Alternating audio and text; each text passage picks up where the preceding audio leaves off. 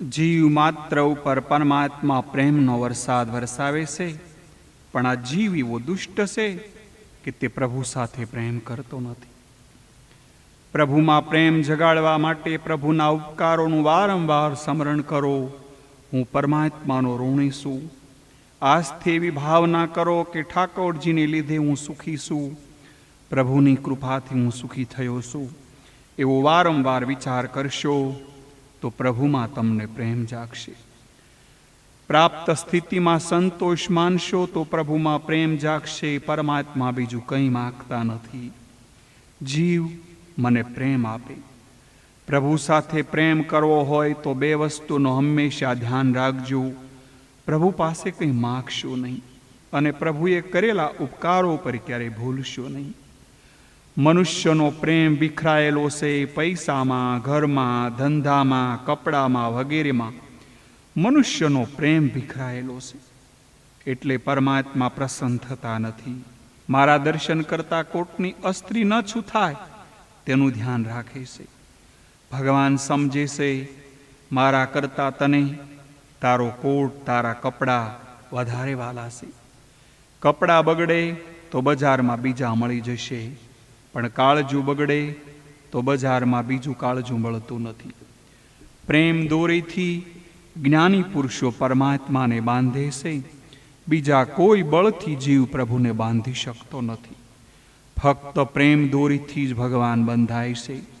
ભાગવતમાં 9 પ્રકારના રસ છે. હાસ્ય રસ, શૃંગાર રસ, વીર રસ, કરુણ રસ વગેરે રસો છે. અને 10મો રસ ભક્તિ રસ, એ પણ આમાં સલોચલ ભરેલો છે. ભક્તિ રસ બીજા 9 રસોથી ઉત્તમ છે, કારણ કે અન્ય સર્વ રચમાં કડવાય છે. રામચરિત માનસમાં ભગવાન રામે કહ્યું છે કે ભક્તિ જ મને પીગળાવી શકે છે. ભક્તિને કોઈ પણ જાતના અવલંબનની જરૂર પડતી નથી.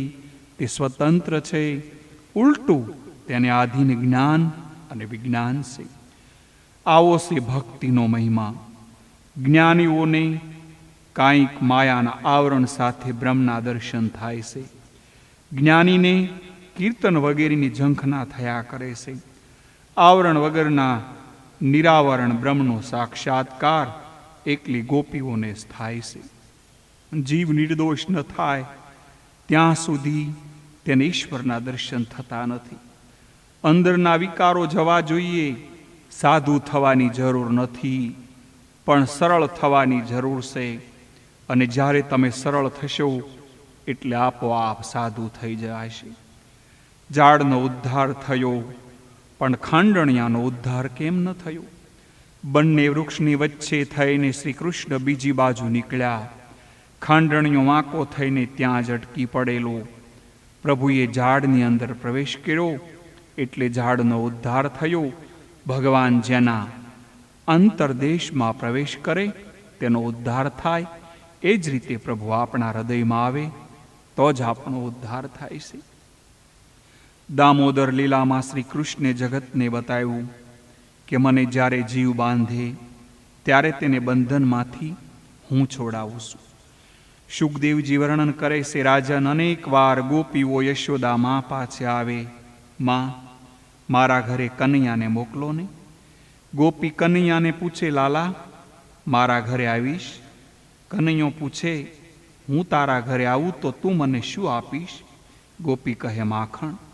કનૈયો પૂછે, કેટલું માખણ આપીશ? ગોપી સામું પૂછે, કનૈયા તને કેટલું માખણ જોઈએ? કનૈયો 2 હાથ વડે બતાવે, આટલું. ગોપી પૂછે, કનૈયા તેટલું માખણ તું ખાઈ જઈશ? કનૈયો કહે, હું જે માગું છું તે મારા મિત્રો માટે. મારે કંઈ ખાવું નથી, મારે તો ખવડાવવું છે. ઈશ્વર ખવડાવીને રાજી થાય છે. ખાનાર કરતા પ્રેમથી બીજાને ખવડાવનારને 1000 ગણો આનંદ મળે છે. માખણ જેવું જેનું મન કોમળ થયું હોય અને સાકર જેવી મીઠાશ મધુરતા જેના જીવનમાં આવે તેના ઘરે કનૈયો આવે છે. ગોપી વિચાર કરે છે, માખણ આપીશ, માખણ લઈ ચાલ્યો જશે. એટલે કનૈયો કહે છે, મફત માખણ નહીં મળે, તારે મારા ઘરનું કામ કરવું પડશે. કનૈયો પૂછે છે, હું શું કામ કરું? ગોપીઓ કહે છે, જા પહેલા પાટલો લઈ આવ. પાટલો ભારે હતો, પણ માખણ મળશે એટલે બાળકોને ખવડાવીશ. કનૈયો પાટલો ઉચકીને આવે છે. પાટલો ભારે હતો, તે હાથમાંથી પડી ગયો. લાલાનું પિતાંબર છૂટી ગયું છે. વેદાંતિઓને બ્રહ્મજ્ઞાન થયા પછી આવધ્યાનો અંશ બાકી રહે છે, કારણ કે પારબ્ધ ભોગવવાનું બાકી છે. અજ્ઞાનનો પૂર્ણ નાશ થઈ જાય તો પારબ્ધ કોણ ભોગવે? બ્રહ્મજ્ઞાનથી પારબ્ધ કર્મનો નાશ થતો નથી. બ્રહ્મજ્ઞાનથી ક્રિયામાણ અને સંચિત કર્મો બળે છે. આ શરીરનું પારબ્ધ છે ત્યાં સુધી અવિદ્યાને લેશ રહી જાય છે. પારબ્ધ ભોગવ્યા પછી તેનો નાશ થાય છે. જ્ઞાનીને બ્રહ્મ સાક્ષાત્કાર થાય, પણ અવિદ્યાનો લેશ અંશ રહી જાય એટલે કંઈક આવરણ સાથે સાક્ષાત્કાર થાય છે. ત્યારે આ બ્રજ ભક્તોને નિરાવરણ શ્રી કૃષ્ણના દર્શન થાય છે. પાટલો લાવી કનૈયો માખણ માગે એટલે ગોપી કહે, તું થોડું નાચ કનૈયા, તે પછી તને માખણ આપું. કનૈયો માખણના લોભે ગોપી પાસે નાચે છે. જગતને નચાવનાર નટવર કનૈયો પ્રેમને વશ થઈને આજે નાચે છે. પ્રેમના બંધનથી જગતને નચાવનાર આજે જાતે નાચે છે. રસખાનીએ પણ કહ્યું છે કે ગોપીઓના પ્રેમમાં બંધાયેલો કૃષ્ણ ગોપીઓના ઘરમાં કામો કરે છે. ગોપીઓના માથા ઉપર બેડું ચડાવે, પાટલા લઈ આવે, ગોપીઓને આનંદ આપવા નાચે. વ્રજની આ લીલામાં પ્રેમનો ભાવ છે. તેમાં જ્ઞાન વૈરાગ્ય વિશેષ નથી. તે પછી માલણનો પ્રસંગ આવે છે. વ્રજમાં સુખિયા નામની માલણ રહેતી હતી. તે રોજ શ્રી કૃષ્ણ કથા સાંભળે. તેની ભક્તિ વ્યસનરૂપ થઈ ગઈ હતી. તુકારામને એવી વ્યસનરૂપ ભક્તિ સિદ્ધ થઈ હતી. તુકારામે કહ્યું છે, પડલે ઇન્દ્રિયા સકળા વળણ. સઘળી ઇન્દ્રિયોને એવી ટેવ પડી ગઈ છે કે તે ઈશ્વર ભજન કર્યા વગર રહી શકતી નથી. માલણનો પ્રેમ ધીરે ધીરે વધવા લાગ્યો. શ્રવણ ભક્તિનું તેનું વ્યસન પડ્યું. ભક્તિનું વ્યસન સિદ્ધ કરો, બીજું કોઈ વ્યસન ભક્તિમાં વિઘ્ન કરે છે. વ્યસન કરવું હોય તો ભક્તિનું કરો. વિદ્યા વ્યસનમ અથવા હરિપાદ સેવનમ વ્યસનમ. સેવા અને સમરણનું વ્યસન હોય તે જ સાસો ભક્ત, તે જ સાસો વૈષ્ણવ. કાનમાંથી કનૈયો હૃદયમાં આવે છે. વારંવાર કૃષ્ણ કથા સાંભળો તો દર્શનની ઉત્કૃષ્ટતા થાય. લાલાને જોવા માટે સુખિયા માલણ આવી, પરંતુ અધિકાર વગર ઈશ્વર દર્શન આપતા નથી. સુખની ઈચ્છા હશે, બીજા કોઈ ઈચ્છા હશે તો ભગવાન મળતા નથી. જીવ જ્યારે પૂર્ણ નિષ્કામ અને નિર્વાસન બને ત્યારે ભગવાન તેને દર્શન આપે છે. ઈશ્વર સિવાય બીજું સૂક્ષ્મ વાસના પણ હશે ત્યાં સુધી ઈશ્વર દર્શન આપતા નથી. સુખિયા માલણ રોજ નંદ બાબાના ઘરે આવીને ઊભી રહે, પણ કનૈયો બહાર આવતો નથી. માલણ ભૂદેવ પાસે ગઈ. જઈને પૂછ્યું, મને કૃષ્ણ લીલાના દર્શન એમની લાલસા છે. મને ઉપાય બતાવો કે મને શ્રી કૃષ્ણના દર્શન થાય. ભૂદેવને આનંદ થયો. લાયક જીવ છે. ભૂદેવે કહ્યું, ઘરમાં બાલકૃષ્ણની સેવા કરજે. સેવા સમરણથી કનૈયો પ્રસન્ન થશે. સેવા સમરણ ઈશ્વરને વશ કરવાનું સાધન છે. સેવા સમરણનો આગ્રહ રાખવો, ભગવત દર્શનનો આગ્રહ ન રાખવો. જીવ લાયક થાય એટલે ભગવાન આપોઆપ દર્શન આપે છે. ઘણાય સાધુઓ લાલાના દર્શન કરવા આવે. સાધુઓની મોટી મોટી દાઢીઓ જોઈ કનૈયો વિચારે કે આ સાધુ મહારાજની કેટલી દાઢી બહાર મોટી, એટલે અંદર છે. અંદરના કામ વિકારો હજી ગયા નથી. યશોદામાં કોઈ વખત પરાણે કનૈયાને બહાર ખેંચી લાવે તો કનૈયો માની સાડીમાં મોં છુપાવી દે અને સાધુને પીઠ બતાવે. આ હજુ લાયક થયા નથી. એ તો તનથી પણ જાણે છે અને મનથી પણ. લાયક થયા વગર ઈશ્વર દર્શન આપતા નથી. માલણે કહ્યું, હું સેવા રાખી શકું તેમ નથી. અમે ગરીબ છીએ. ભૂદેવે કહ્યું, તું તો 2100 માળા રોજ ગણજે, કંઈક સાધન તો કરવું જ પડશે. સાધન વગર ઈશ્વરને દયા આવતી નથી. સાધન કરતા દીન થઈ જીવ રડી પડે ત્યારે ઈશ્વરને દયા આવે છે. કથા સાંભળ્યા પછી કંઈક નિયમ લેજો. કથા માર્ગદર્શન આપે છે. કથા સાંભળ્યા પછી કંઈક સાધના પણ કરજો. માલણને અનેક સાધનો બતાવ્યા, પણ માલણ ના પાડે. છેવટે બ્રાહ્મણે કહ્યું, તારાથી કાંઈ ન થાય તો છેવટે નંદબાબાના રાજમહેલને રોજ 108 પ્રદક્ષિણા કરજે. પ્રણામ, સાષ્ટાંગ અને પ્રદક્ષિણા સતુરંજ કરવાના હોય છે. પ્રભુના નામનો જપ કરતા કરતા પ્રદક્ષિણા કરો. હાથ જોડીને વંદન કરતા કરતા, એને મુખથી કીર્તન કરતા કરતા ધીમે ધીમે પરિક્રમા કરો. ઘણાય લોકો જાણે ભૂત પાછળ પડ્યું હોય એવી રીતે ભગવાનની પ્રદક્ષિણા કરતા હોય. એ વખતે દોડે આવું ક્યારેય નહીં કરવાનું. 3 વર્ષ સુધી આ પ્રદક્ષિણાનો નિયમ રાખજે. કનૈયાને દયા આવશે. માલણ આ પ્રમાણે પ્રદક્ષિણા કરવા લાગી. રાજન, 108 પ્રદક્ષિણા રોજ કરે, રોજનો નિયમ. મનુષ્ય ઘણી ભાગે વ્યવહારના કામ નિયમસર કરે, તેમાં ભોજન તો તેને સમયસર જ જોઈએ. મનુષ્ય ભોજનમાં નિયમ રાખે, પણ ભગવાનમાં તે નિયમ રાખતો નથી. ભજન કર્યા વગર ખાય તે પાપ છે. મનુષ્ય જેટલી કાળજી કપડાની કરે એટલી કાળજી જો પોતાના કાળજાની રાખે તો તેનું મન મલિન થાય નહીં, બગડે નહીં. સત્કર્મમાં નિયમ રાખો. સંત એ છે કે જે સત્કર્મમાં નિયમ રાખે. નિયમ રાખો તો ઠાકોરજી પરીક્ષા કરે છે કે નિયમમાં તેની કેવી નિષ્ઠા છે. માલણ રોજ પરમાત્માને મનાવે, નાથ મને દર્શન આપજે. 3 વર્ષ પૂરા થાય છે. આજે કૃષ્ણ વિરહ તેનાથી સહન થતો નથી. આજે મન શુદ્ધ થયું. માલણ વિચાર કરે, આજે નિશ્ચય કરીને આવીશું. કનૈયાના દર્શન ન થાય તો ઘરે જવું નથી.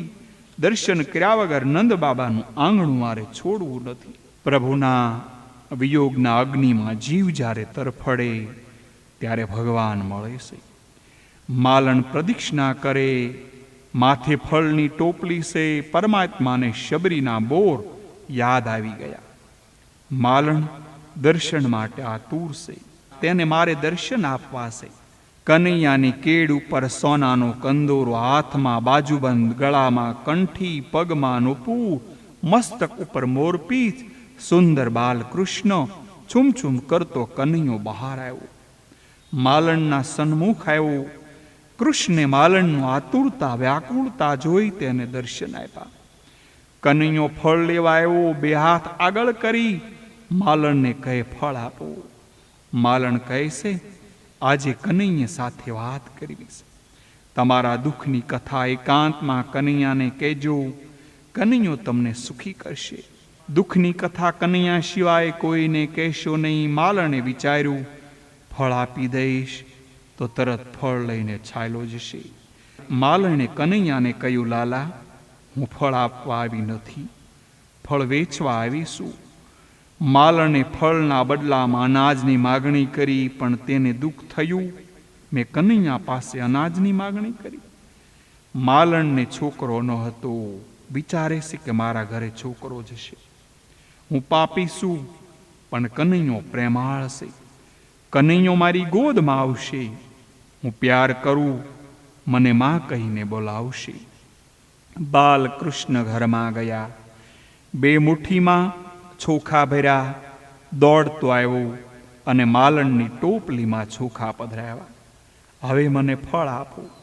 માલણ કહે છે, બેટા, મારા દુઃખની કથા તને હવે સંભળાવું. તું મારી ગોદમાં નહીં બેસે? તેની ઈચ્છા પરિપૂર્ણ થઈ. તેનો બ્રહ્મ સંબંધ થયો. હજારો જન્મથી વિખૂટો થયેલો જીવ ઈશ્વરને મળ્યો. પ્રેમમાં તૃપ્તિ થતી નથી. કનૈયો કહે છે, હું બધાનો બાળક છું, પિતા છું, માતા છું. ઈશ્વર સાથે જેવો પ્રેમ કરશો તેઓ તે આપશે. કન્યો કહેશે, માં, મને ફળ આપ. અતિશય આનંદ થયો. લાલાને ઉત્તમમાં ઉત્તમ ફળ આપ્યા. ફળ હાથમાં આવ્યા પછી કન્યો દોડતો દોડતો ઘરમાં ગયો. માલણ પરમાત્માને મનાવે છે, મારી નજર કનૈયાને ન લાગે, મારા કૃષ્ણને ત્રાસ ન થાય. મસ્તક ઉપર ફળની ટોપલી છે. ઘરે આવ્યા પછી માલણે ટોપલીમાં જોયું. ટોપલી રત્નોથી ભરી દીધેલી હતી. માલણને આશ્રય થયું, મારું અનેક જન્મનું દારિદ્ર્ય ભગવાને તાળ. ઈશ્વરને ફળ અર્પણ કરશો તો ઈશ્વર તમને રત્નો આપશે. પરમાત્મા આપે છે ત્યારે પાછું વળીને જોતો નથી. મનુષ્ય વિવેક અને સંકોચથી આપે છે. પ્રભુ અનંત ઘણું આપે છે. જે પોતાના સત્કર્મના ફળ ભગવાનને અર્પણ કરે તેની ટોપલી ભગવાન હંમેશા દિવ્ય રત્નોથી ભરી દેશે. તેને ભગવાન બ્રહ્મ વિદ્યારૂપી દિવ્ય રત્નો આપે છે. માલણની ટોપલી રત્નોથી છલકાવી દીધેલ એમ માલણ એ જીવ છે. જીવ પાસે પરમાત્મા સત્કર્મનું ફળ પુણ્ય માગે, અને જો તમે તેને સત્કર્મનું ફળ અર્પણ કરશો તો તે તમને અનંત ઘણું કરીને આપશે. કારણ કોઈનો ભાર ન રાખે મુરારી, આપે વ્યાજ સાથે ગર્થ વાળી. માટે હે અર્જુન, તું જે કાંઈ કર્મ કર, જે કાંઈ ખા, જે કાંઈ હવન કરે, જે કાંઈ દાન કરે, જે કાંઈ તપ કરે, તે સઘળું તું મને અર્પણ કરી દે, તો તું મામ ઉપેશ્યાસી મને પ્રાપ્ત કરીશ. તેથી સર્વ કર્મો ભગવાનને અર્પણ કરો. કરેલા કર્મનું ફળ એ જ ફળ, કર્મનું પુણ્યરૂપી ફળ. કૃષ્ણાર્પણ કરેલા કર્મનું ફળ ભોગવવા ઈચ્છા ન રાખો. જે કર્મનું ફળ ભગવાનને અર્પણ કરે છે એની બુદ્ધિરૂપી ટોપલી બ્રહ્મજ્ઞાનથી ભરાઈ જાય છે. કનૈયો બધાઈને ફળ આપે છે. આ ભગવાનની ગોકુળ લીલા છે. ગોકુળ લીલા અહીં પરિપૂર્ણ થાય છે. બાળ લીલા સાંભળવાથી ભગવાનમાં શ્રદ્ધા ઉત્પન્ન થાય. કિશોર લીલા સાંભળવાથી ભક્તિ. બાળ લીલા પૂર્ણ થઈ. હવે આવશે વૃંદાવન લીલાની કથા. વૃંદાવન લીલા હવે શરૂ થાય છે. માલણના ચરિત્રમાં કર્મનો સિદ્ધાંત વર્ણવ્યો છે. ભારત ભૂમિ એ કર્મ ભૂમિ છે. જેવું કર્મ મનુષ્ય કરે તેવું તેનું ફળ મળે. ઇતર દેશો ભોગ ભૂમિ છે. પ્રત્યેક કર્મ પરમાત્માની આજ્ઞા સમજીને કરો. ભક્તિ અને કર્મમાં અંતર નથી. પ્રભુને પ્રસન્ન કરવા માટે જે કર્મ કરે તે કર્મ જ ભક્તિ બને. કર્મમાં ફલેચ્છા એ જ કર્મમાં કપટ છે. ફળની ઈચ્છા રાખ્યા વગર કર્મ કરે એ કર્મ જ ભક્તિ. પ્રત્યેક કર્મ ઈશ્વરના માટે કરે છે તેનું પ્રત્યેક કર્મ ભગવાનની ભક્તિ બને. મનુષ્ય કર્મ કરે ત્યારે એવી નિષ્ઠા રાખે, હું ભગવાનને માટે કર્મ કરું છું. મનુષ્ય કર્મ કરતી વખતે મન ઈશ્વર સાથે જોડી રાખે તો તેની પ્રત્યેક ક્રિયા એ ભક્તિ છે. વ્યવહારને અતિ શુદ્ધ રાખો તો પ્રત્યેક વ્યવહાર ભક્તિ થશે. મનુષ્ય જ્યારે પાપ કરે ત્યારે ઈશ્વરને ભૂલી જાય છે. ઈશ્વર સર્વવ્યાપક સર્વત્ર છે એમ માનો તો તમારાથી પાપ થશે નહીં. વ્યવહાર અને ભક્તિમાં બહુ અંતર નથી. ઈશ્વરની ભાવના રાખીને પ્રત્યેક વ્યવહાર ભક્તિ છે. શરીર છે ત્યાં સુધી વ્યવહાર કરવાની જરૂર છે. પ્રત્યેક કૃતિમાં ભક્તિમય બનાવો. ભોજન કરતી વખતે ભાવના કરો, મારા નારાયણ આરોગી. આવું અનુસંધાન રહેશે તો ભોજન એ પણ ભક્તિ બની જશે. વ્યવહારને ભક્તિમય ને જ્ઞાનમય બનાવજો. પ્રત્યેક ક્રિયા કરો ત્યારે ઈશ્વરને દૂર ન જાણો. પ્રત્યેક ક્રિયા કરો ત્યારે ઈશ્વર ભાવથી, સમાન ભાવથી ક્રિયા કરો. કર્મહીન બેસશો નહીં. જે નવરો બેસે એને હાથે પાપ થવાની સંભાવના હોય છે. ધંધો કરવો વગેરે આદત વર્ષોથી પડી છે. તેથી મનુષ્ય જો એકદમ પ્રવૃત્તિનો ત્યાગ કરશે તો સંભવશે કે આખા દિવસ તેને હાથે ભજન નહીં થાય અને પાપ જરૂર થશે. મનુષ્ય જ્યારે નવરો પડે ત્યારે તેના મનમાં પાપ અને વિકાર આવે. સત્કાર્ય કરો, પૈસા માટે ધંધો કરવો જ પડે. મહેનત કરો, પણ નોકરી ધંધો કરતા ઈશ્વરને ક્યારેય ભૂલશો નહીં. પ્રત્યેક કલાકના પ્રારંભમાં 5 મિનિટ ઈશ્વરનું ધ્યાન કરો, તો આખો કલાક તમારાથી પાપ થશે નહીં. ઈશ્વર જે સ્થિતિમાં રાખે તેમાં આનંદ માનો. તમારે જે વ્યવહાર છે તેમાં ઈશ્વરનું અનુસંધાન રાખો. પ્રત્યેક કાર્ય ઈશ્વરની આજ્ઞા માનીને કરો. કર્મ કરો, પણ તે કર્મના ફળને ભોગવવાની ઈચ્છા ન કરો. ફળ એટલું અને ક્યારે આપવું તે ભગવાનના હાથની વાત છે. કર્મ કરો ત્યારે સદભાવ રાખો. જેના ધ્વનિ તેવા પ્રતિધ્વનિ. તમારા આત્માને પ્રતિકૂળ લાગે તેવું વર્તન બીજા તરફ ન કરો.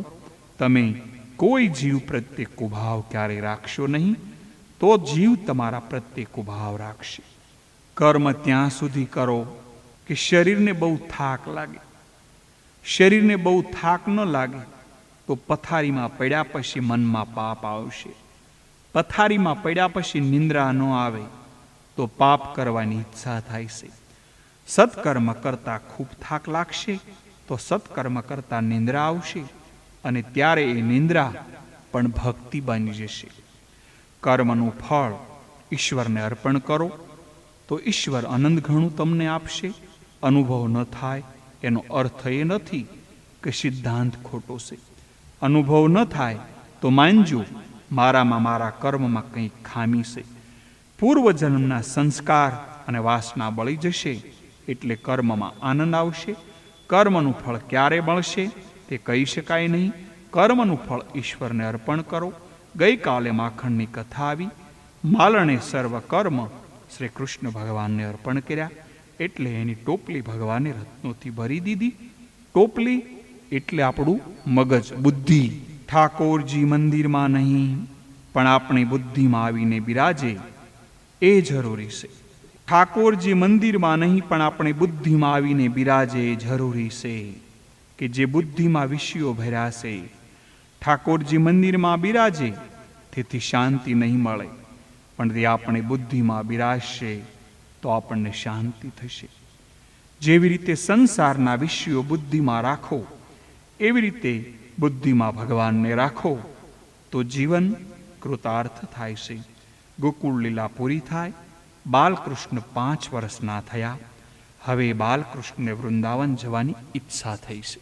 ગોકુળમાં થતા ઉત્પાતો જોઈને ઉપનંદ કાકાએ સૂચન કર્યું કે આપણે બાળકોને લઈ બીજે સ્થળે રહેવા જઈએ.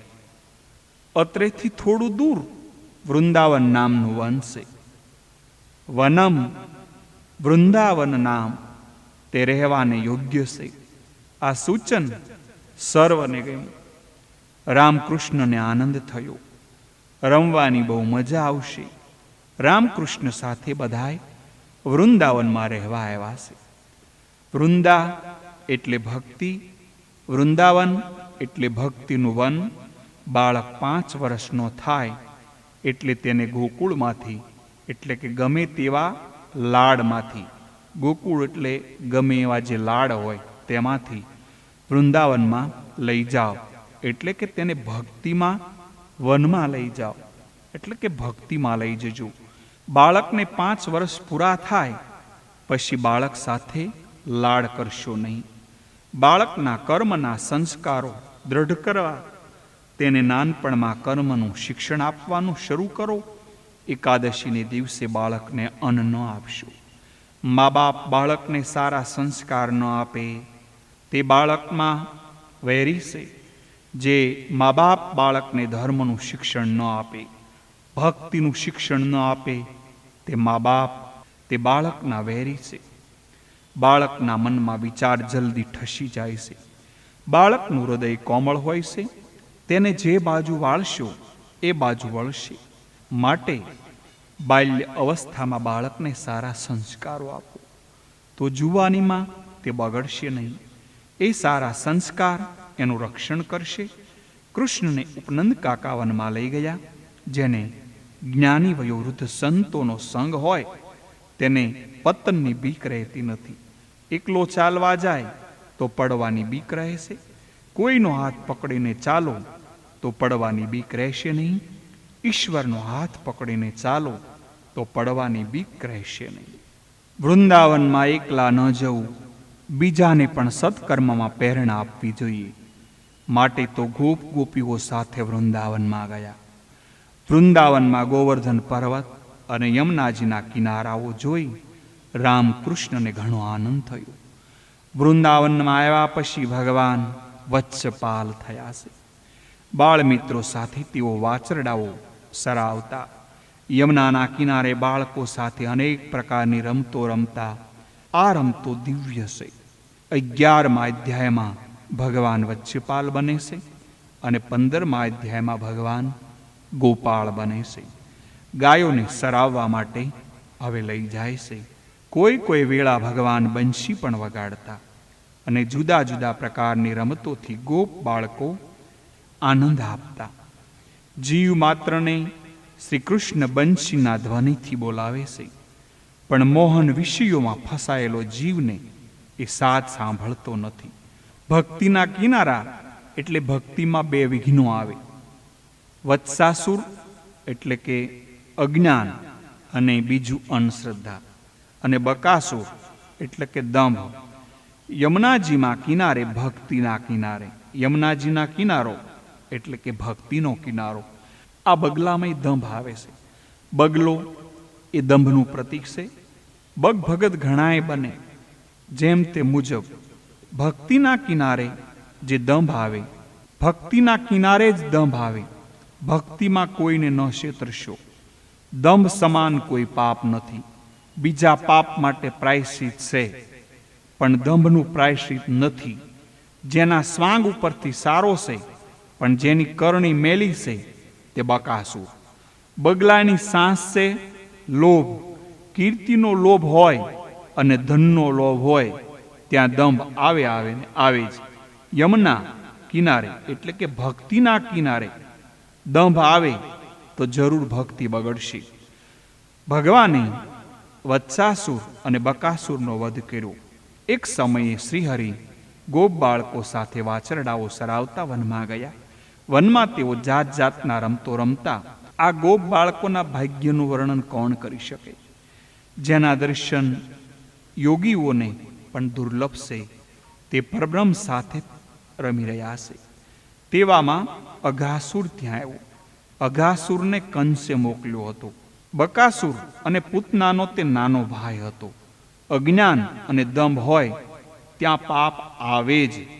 અઘાસુર મોટો અજગરનું રૂપ લઈને આવ્યો અને સર્વ ગોપ બાળકોને ગળી જવાની ઈચ્છાથી માર્ગમાં સૂતો છે. અઘાસુર અજગરના મુખને આ કોઈ પર્વતની ગુફા હોય એમ માની બાળકો એમાં પ્રવેશ કરવા લાગ્યા. કનૈયા, તું સાથે સાથે આવે તો અમને બીક લાગતી નથી. લોકો આજકાલ પૈસાની સાથે રાખે છે, પણ પરમાત્માને સાથે રાખતા નથી.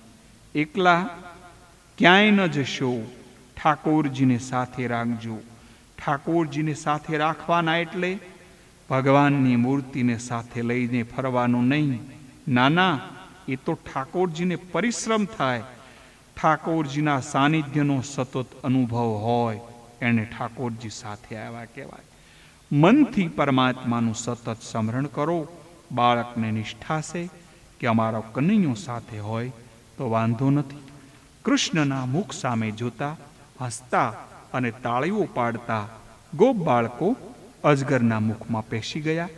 ગોપ બાળકોને બચાવવા ભગવાનને પણ અઘાસુરમાં પેટમાં પ્રવેશ કરવો પડ્યો. અઘાસુરના પેટમાં પ્રવેશ કર્યો ત્યારે બાળકો તાળી પાડતા ગયા છે. ભાગવતમાં સમાધિ ભાષા મુખ્ય છે. લૌકિક અને પરમત ભાષા ગૌણ છે. એટલે કે ભાગવતનો અર્થ જેને સમાધિનો અભ્યાસ છે તે સમજી શકશે. વિલાસીને ભાગવતનો અર્થ સમજવો મુશ્કેલ છે. તાળી એ નાદબ્રહ્મ, નાદબ્રહ્મ અને નામબ્રહ્મ એક થાય ત્યારે પરબ્રહ્મ પ્રગટ થાય છે. અંદર જઈને ભગવાને વિશાળ સ્વરૂપ ધારણ કર્યું. એટલે અઘાસુરના પ્રાણ બ્રહ્મરંધ્રમાંથી બહાર નીકળ્યા અને બાળકો તેમજ વાસરડાઓ બહાર આવ્યા. અઘાસુરનો અર્થ હવે આપણે જોઈએ. અઘ એટલે પાપ. અઘાસુર એ પાપનું સ્વરૂપ છે. પાપમાં પાપ સાથે જે રમે તે અઘાસુર. પાપ કરવામાં જે સુખ માને તે અઘાસુર. કેટલીક વાર જોવામાં આવે છે કે પાપી સુખ ભોગવતો હોય, પણ આ તેના પૂર્વજન્મમાં કોઈ કર્મનું ફળ છે એમ માનવું. બાકી પાપનું પરિણામ દુઃખ જ છે. પાપ કરનારો કોઈ દિવસ સુખી થતો નથી અને સુખી થવાનો નથી. કોઈ પુણ્યશાળી જીવ દુઃખી દેખાય તો સમજવું કે તેના અગાઉના જન્મના કોઈ પાપનું ફળ ભોગવે છે. પુણ્યનું ફળ દુઃખ નથી. મનુષ્યને એક વખત હું પાપ કરી રહ્યો છું તેનું ભાન થાય છે, પણ તે પાપને છોડી શકતો નથી. પાપના પંજામાંથી છૂટવું કઠણ છે. અતિશય પુણ્યનું જોર વધતું નથી ત્યાં સુધી પાપની આદત છૂટતી નથી. પાપની આદત બહુ જ ખરાબ છે. પાપને મનમાં ઘર કરવા દેશો નહીં. મનુષ્ય શરીર જીવતા જીભથી વધારે પાપ કરે છે. કેટલાક જીભ કરતાં આંખથી વધારે પાપ કરે છે. આંખ કરતાં પણ ઘણા મનથી વધારે પાપ કરે છે. જ્યાં સુધી ઇન્દ્રિયોને પાપ કરવાની આદત છે ત્યાં સુધી તેને ભક્તિ રસ મળશે નહીં. ઇન્દ્રિયોના ભક્તિ રસ ભરવો હોય તો ઇન્દ્રિયોને નિષ્પાપ કરો. પાણીથી ભરેલા લોટામાં દૂધ ભરેલું હશે તો પાણીને બહાર કાઢી નાખવું જ પડશે. ઇન્દ્રિયોમાં આત્મા એટલો ભળી જાય કે ઇન્દ્રિયો પાપ કરે છે તે જુએ છે, પણ તેને રોકતો નથી. મનમાં પાપનો વિચાર આવે તે જ ક્ષણે એને કાપી નાખો. જેના પેટમાં પાપ આવ્યું તેને પાપ છોડશે નહીં. કદાચ પાપ થઈ જાય તો પ્રભુ પાસે રડી લેજો, પ્રભુ મારા પાપને ક્ષમા કરજો. અઘાસુર અજગર રૂપે આવેલો. મનુષ્ય સાવચેત ન રહે તો પાપ તેને ગળી જાય છે. પારકી પંસાદ જેવું કોઈ પાપ નથી, એટલે મહેરબાની કરીને પારકી પંસાદ ક્યારેય કોઈ કરશો નહીં. મનુષ્ય પોતાનું જ સુધારે, બીજાનું બગડતું હોય તો તેનું મનુષ્ય તકરાર કરતો નથી. પાપની એક વખત આદત પડી ગઈ પછી તે છૂટશે નહીં. મનુષ્ય પાપમાંથી છૂટતો નથી. પાપ શરીરમાં પ્રવેશ કરશે તો પછી તમને છોડશે નહીં. જેના મનમાં, જેના ઘરમાં પાપ છે ત્યાં પરમાત્મા ક્યારેય આવતા નથી. અજગરના મુખમાં પેઠેલા ગોપ બાળકો જાતે બહાર નીકળી શકતા નથી. શ્રી કૃષ્ણ તેઓને બહાર કાઢે છે. અજગરના મુખમાં ગયેલો હોય જાતે બહાર નીકળી શકે નહીં. અજગરના મુખમાં ગયેલાને બહારનો માણસ બહાર ખેંચી શકે. પાપમાંથી ભગવાન બસાવી શકે. પાપ અને સાપ સરખા જ છે. સાપ કરડે કે તરત જ જે અંગ ઉપર સાપ કરડ્યો હોય તે આંગળી અથવા અંગને કાપી નાખવામાં આવે તો ઝેર શરીરમાં પ્રસરતું નથી અને બચી જાય છે. એ જ પ્રમાણે પાપનો વિચાર મનમાં આવે એ જ ક્ષણે એને કાપી નાખો તો પાપમાંથી બચી જવાય અને તો જ પાપ બંધ થશે. અને જો પાપ થોડો વખત મનમાં ઘર કરશે તો પછી તેને અટકાવવું ખૂબ મુશ્કેલ છે અને અટકશે. પાપનો વિચાર કરવાથી તે દ્રઢ થશે. પાપ ધરતીથી આકાશ સુધી વ્યાપેલું છે. અઘાસુરનો એક હોઠ ધરતી અને બીજો હોઠ આકાશને અડકતો હતો, એવું એમનો વિરાટ રૂપ હતું. વાસનામાં ખેંચાયેલો જીવ અંતરમાં ના પાડે તો પણ પાપ કરે છે. અનેક વાર વાસનાના વેગમાં જ્ઞાન વહી જાય છે ત્યારે પાપ થઈ જાય છે. પાપના પેટમાં એટલે કે અજગરના મુખમાં જાય તે બહાર આવી શકતો નથી. પાપ લલચાવનારો હોય છે. અમુક વખતે પાપ કરવાનો પ્રસંગ આવે, પાપ કર્યા વગર ન જ રહેવાય, પાપ કર્યા વગર છૂટક્યો કે ઉપાય જ ન હોય, ત્યારે પાપ કરતી વખતે ભગવાનને સાથે રાખીને પાપ કરવાનું. પાપ કરવાનું નથી કહેતો, જોજો અર્થનો અનર્થ કરતા નહીં.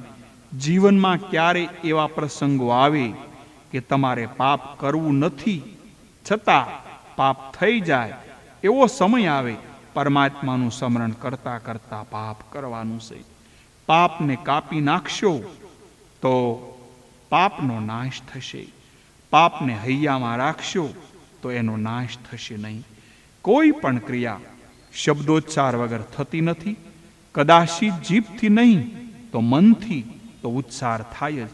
પાપ કરતા 2 મિનિટ પહેલા તો પાપનો જીભથી અથવા મનથી ઉચ્ચાર થાય. એ જ ક્ષણે તેને કાપી નાખો. પહેલા વિચાર બગડે છે, પછી વાણી બગડે અને પછી વર્તન બગડે. પાપ પહેલા મનમાં આવે અને તે પછી વાણીમાં અને પછી જ વર્તનમાં આવે. પાપ મનમાં આવે ત્યારે મનને ધિક્કારજો. તમારા મનને તમે સજા કરજો. પાપ મનમાં આવે ત્યારે સ્નાન કરો ઠંડા જળથી અને પછી પરમાત્માનું કીર્તન કરો. પ્રાર્થના કરો, નાથ, આ કામ મને ખૂબ પજવે છે, આ ક્રોધ મને ખૂબ હેરાન કરે છે, છોડતો નથી, આ લોભ મને વશ કરે છે, નાથ કૃપા કરો. સાચા હૃદયથી પ્રાર્થના કરશો તો પ્રભુ તમારું જરૂર રક્ષણ કરશે. સંતો સતત પ્રભુના નામનું ઉચ્ચારણ કરે છે, તેથી તેનાથી પાપ થતું નથી. અઘાસુરના પેટમાં જવાની ઈચ્છા હોય તો ભલે જાઓ, પણ તાળી પાડતા પાડતા જાઓ. બધાય સમજે છે કે અસત્ય બોલવું એ પાપ છે, કોઈને દુભવવું એ પાપ છે, પણ પાપ થઈ જાય છે. પહેલા સિદ્ધાંત મુખ્ય છે કે પાપને કાપી નાખો. પાપ મારા હાથે થવાનું જ છે એમ લાગે એટલે મારું મન હવે હાથમાંથી છટકી જાય છે અને મનથી શરીરમાં પાપ થવાનું છે એમ લાગે ત્યારે ભગવાનના નામનું કીર્તન કરજો. પરમાત્માને સાથે રાખી પાપ કરે તેને પાપની વાસના જરૂર છૂટશે. પાપની આદત છોડવાનો આ જ એક ઉપાય છે. ભગવાનની પ્રાર્થના કરવાનો, નાથ મારી આ પાપની વાસનાનો વિનાશ કરો. બાળકો તાળી પાડતા એટલે કે કીર્તન કરતા અઘાસુરના પેટમાં ગયા. પાપ કરો ત્યારે પરમાત્માને સાથે રાખો. મેં પાપ કર્યું પણ આપ સાથે હતા એટલે મને સજા કરો, મને ક્ષમા પણ કરો. મનુષ્યને ખબર પડે છે હું કામી છું, ક્રોધી છું, લોભી છું, બધું જ માણસને ખબર પડે છે. સમજીને પાપ કરે એ અઘાસુર. પાપમાં જે સુખ માને, પાપમાં જે રમે એ અઘાસુર. પાપ કર્યા વગર ન જ રહેવાય તો શ્રી કૃષ્ણને પરમાત્મા સાથે રાખીને પાપ કરજો તો ભગવાન તમને બસાવશે. આ બીજો સિદ્ધાંત કનિષ્ઠ છે. ઉત્તમ સિદ્ધાંત તો એ છે કે કદાપી પાપ ન કરવું અને પાપના વિચાર પણ ન કરવા. ભોગવ્યા વિના જેનો નાશ થતો નથી એ પાપ. પુણ્યને ભોગવ્યા વગર નાશ થઈ શકે છે. પુણ્ય ભોગવવા પણ જન્મ લેવો પડે, જેથી તો ઋષિઓને છેવટે પુણ્યને પણ શ્રી કૃષ્ણ અર્પણ કરવું પડે છે. પુણ્ય શ્રી કૃષ્ણ અર્પણ થઈ શકે છે, પણ પાપ તો ભોગવે જ છૂટક્યો છે. પારબ્ધ કર્મણામ ભોગાદેવ ક્ષય. કોઈ મહાપુરુષ સંત પુરુષ કૃપા કરે તો જ પાપની વાસના છૂટે છે. અંતરાત્માની પાપ કરવાની ઈચ્છા ન જ હોય તેમ છતાં પાપ થઈ જાય. ગીતામાં પણ અર્જુનનો આ જ પ્રશ્ન છે, આ સનાતન પ્રશ્ન છે. તે ભગવાનને તે પૂછે છે. મનુષ્યને ઈચ્છા ન હોય તેમ છતાં કોના વડે એ પાપમાં પ્રવૃત્ત થાય અને પાપ કરે? પાપ કરવાની ઈચ્છા ન હોવા છતાં તેને પાપ કેમ કરવું પડે છે? ભગવાન હવે સમજાવે છે. રજોગુણમાંથી ઉત્પન્ન થયેલા કામ, ક્રોધ એ પુરુષના મોટા શત્રુઓ છે. તેને પાપ કરવા તરફ ઘસડી જાય છે. માટે સદગુણ વધારી રજોગુણ ઓછો કરજો. ભાગવતમાં સમાધિ ભાષા મુખ્ય પ્રધાન છે, લૌકિક ભાષા ગૌણ છે. તાળી પાડતા વ્રજવાસી બાળકોને પહેલા નાદ બ્રહ્મમાં લય થાય છે અને પછી પરબ્રહ્મમાં મનનો લય થાય છે. રોજની લીલા કથા રોજ બાળકો માતાને સંભળાવતા હતા, પણ આ અઘાસુર વધની કથા 1 વર્ષ પછી બાળકો માતાને સંભળાવે છે. અઘાસુરનો વધ ભગવાને 5 વર્ષની ઉંમરે કરેલો. તેમ છતાં આ અઘાસુર વધની કથા ગોપ બાળકોએ પોતાની માતાઓને ભગવાનના 60 વર્ષે કહી, એટલે કે 1 વર્ષ પછી કહી. પરીક્ષિત રાજા પૂછે છે અઘાસુર વધની કથા બાળકોને પોતાની માતાને 1 વર્ષ પછી કેમ કહી, તેનું કારણ શું? આ કથા મને વિસ્તારથી કહો. પરીક્ષિતે આ પ્રમાણે પ્રશ્ન કર્યો એટલે સુખદેવજીને ભગવાનની અદ્ભુત રહસ્યમય લીલાનું સ્મરણ થઈ ગયું. સુખદેવજીને પણ સમાધિ લાગી ગઈ.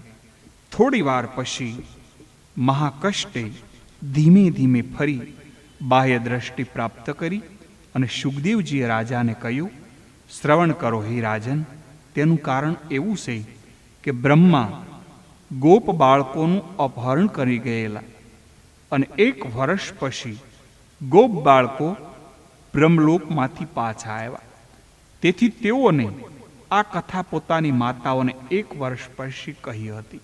સુખદેવજી 13મા-14મા અધ્યાયમાં વિસ્તારથી આ કથા હવે સમજાવે છે. 4 પ્રકારે ભગવાન રાસ રમે છે. પરમાત્માનું નામ છે રસ. રસો વૈ સહ પરમાત્મા. દિવ્ય રસ સ્વરૂપ છે, તેની સાથે મિલન એ રાસ. રાસ એટલે બ્રહ્મ મિલન, બ્રહ્મ સંબંધ. રાસ એટલે કે કૃષ્ણ સંબંધ. ગોકુળની ગાયોની ઈચ્છા હતી અમારે ઈશ્વર સાથે એક થવું છે. જીવ ઈશ્વર સાથે એક બને તો કૃતાર્થ થાય છે. ગાયોની ઈચ્છા હતી અમારે પ્રભુ સાથે એક થવું છે. આ કેવી રીતે બને? કૃષ્ણ વાછરડા બની અમને ધાવે. ગાયને વાછરડો ધાવે છે. આ અદેદ કેવું છે તે બીજો કોઈ જાણી શકે નહીં. એ ગાય જાણે અને વાછરડા જાણે. ગાયોની ઈચ્છા હતી કનૈયો વાછરડો બની અમને ધાવે, અમે તેને છાંટીએ, અમારો બ્રહ્મ સંબંધ થાય. આ અધ્યાયમાં ગાયો સાથે રાસ છે. ગોકુળમાં વૃદ્ધ ગોપીઓ હતી. તેની ઈચ્છા હતી અમે કનૈયાને રમાડીએ. આ ગોપીઓ મનથી શ્રી કૃષ્ણને મળતી માનસિક મિલનમાં આનંદ છે, પણ પ્રત્યક્ષ મિલનની ઉત્કૃષ્ટતા આ ગોપીઓને થાય છે. આ અધ્યાયમાં આ વૃદ્ધ ગોપીઓ સાથે રાસ છે. અઘાસુરના પેટમાંથી વાછરડાઓ અને બાળકો બહાર આવ્યા. બાળકો કનૈયાને કહે, કનૈયા અમને ભૂખ લાગી, અમારે જમવું છે. શ્રી કૃષ્ણ ભગવાન પણ મિત્રોને કહેવા લાગ્યા, આ કિનારો સુંદર છે, આપણને ભૂખ લાગી, ચાલો આપણે યમુનાના કિનારે પંગત પાડીએ. આપણે અહીં ભોજન કરીએ અને વાછરડા ભલે નિરાતે છરે. બાળકો સાથે ભોજન કરવા બેઠા છે ભગવાન. એ સમયે ભગવાન શ્રી કૃષ્ણની ચારે બાજુએ બાળકો એકબીજાને અડીને બેઠા છે. પદ્મવ્યૂહની બાળકો સાથે ભોજન કરવા લાગ્યા. પદ્મવ્યૂહ એટલે કે ચક્રવ્યૂહની રચના યુદ્ધમાં થાય, આ સમાધિ ભાષા છે. કમળની પાંખડીઓ એકબીજાને અડકેલી રહે. કમળની મધ્યમાં કમળનો ગાભો હોય. નાની પાંખડીઓ આ ગાભા પાસે હોય. મોટી પાંખડીઓ આ નાની પાંખડીઓને અડેલી હોય. પ્રત્યેક બાળકને ઈચ્છા છે મારે કૃષ્ણને સ્પર્શ કરીને બેસવું છે. કનૈયાના મુખમાં મારે કોળિયા મૂકવા છે. દૂર બેસે તો કેમ થઈ શકે?